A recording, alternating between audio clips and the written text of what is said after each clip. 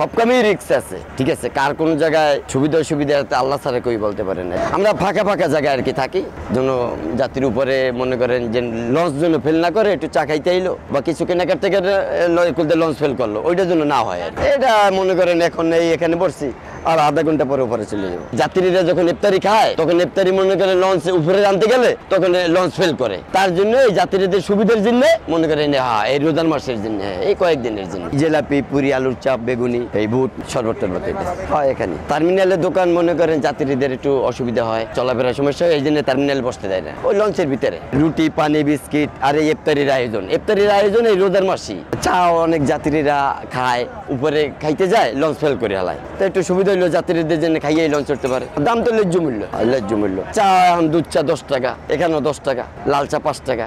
আমার জন্য সুবিধা না, মানে যাত্রীদের জন্য সুবিধা। ছোটবেলা হইতে এই ঘাটে ব্যবসা বাণিজ্য করছি, তখন যখন এই টার্মিনালে বসতে দিত তখন হইতে বেঁচে কিনে করতাম। এখন টার্মিনালে যখন বসতে দেয় না, এখন তো কিছু একটা করতে হইব। তো চিন্তা ভাবনা করলাম যে একটা নৌকা নিয়া, ঠিক আছে, টার্মিনালে কোনো যাত্রীদের সমস্যা হবে না, আর এখানে তো কোনো প্রবলেম নাই, কোনো সমস্যা নাই, পানির ভিতরে, ঠিক আছে। এই মনে করেন ছোটবেলা হইতে টার্মিনালে রয়েছি, ব্যবসা বাণিজ্য করছি। এখন অন্য জায়গায় যদি লক্ষ টাকা ইনকাম হয় তখন ওই জায়গায় মন বসে না, ঠিক আছে। এক একটা জায়গায় মনে করেন অভ্যাস হয়ে গেছে থাকতে থাকতে। এখন যদি মনে করেন কষ্ট হয় তারপর কিছু করার নাই। বেঁচে কিনে এখন মনে করেন যে এখন তো একটু কম, 4,000 5,000, তবে 25,000 পর হইতে বেশি কিনা হবে। তখন তো আর এখানে বিরানের টাইম থাকবে না, তখন তো আপনি সিরিয়ালে লঞ্চ থাকবো, তখন তো মনে করেন এটা আর প্লেস হবে না। নৌকা ভাড়া নিয়ে এটা মনে করেন যে নৌকাটা মানে উপরে বেশি কিনা হয়, উপরে ওই সাইডে দোকানপাট উঠাই দিছে, উঠাই দেওয়ার পরে আমাদের দোকান ছিল ওই সাইডে, বেরিবানের সাইডে ছিল, উঠাই দেওয়ার পরে নৌকাটা পার্সোনাল ভাবে ওখানে লাগানো হয়, আলম মার্কেট ওখানে লাগানো হয়। এই রোজার টাইম আসছে থেকে এই আজকের আবার এপারে আসা হয়েছে, আর এই কয়দিন এই দোকানদারি করা হবে ঈদের টাইমে।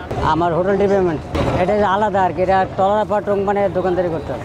আগে তো হকারি করছে গাড়ি, সবাই হকার মেকারি করে জানতে চিন্তা করলে এটা পাল্টাই আবার অন্য কিছু করি। আগে তো গাড়ি বেচা কিনা করতো, এই লেগে আর কি গাড়ির ব্যবসা ধরে রাখলাম। তেমন না আর কি, এখন আগের চেয়ে অনেক ঢাল সিজন, বেচা কিনা কম। পেছন ধারা নাই, দেন না লঞ্চ যা 8:30 অর্ধেক, কাস্টমার নেই। এখানে রুটি আছে, কেক আছে, তারপরে চানাচুর আছে, টোস্ট আছে, পানি আছে, চা আছে, আছে জিলাপি আছে, আলু চপ, বেগুনি, পুরি, পেঁয়াজি সবই আছে।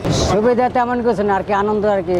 কোনো জায়গায় ওই জায়গায় থাকে, আবার ওই মুড়ে যায়, আবার এদিকে আসে, এই 3 জায়গা আর কি পরিবর্তন হয়। সকালে থাকে ওদিকে, 7টা পর্যন্ত ওদিকে থাকে, আর 7টার পরের দিকে আসে। না বান্ধে রাখা হয় না, ওই যে বান্ধে রাখা হয়। এই নৌকাটা ভাড়া ডেলি মনে হয় 3,000 টাকা, 6,000 টাকা।